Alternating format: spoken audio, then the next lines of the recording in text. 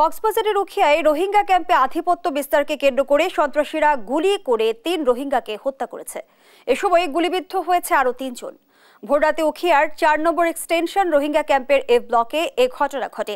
রোহিঙ্গা ক্যাম্পে নিয়োজিত armed police জানায়, ভোরে আধিপত্য বিস্তারের জেরে বিবাদমান রোহিঙ্গা সন্ত্রাসী গোষ্ঠী আরসা ও আরএসওর মধ্যে সংঘর্ষ হয়।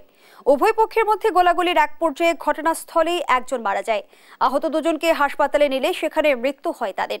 বর্তমানে ক্যাম্পের পরিস্থিতি স্বাভাবিক বলে জানিয়েছে পুলিশ।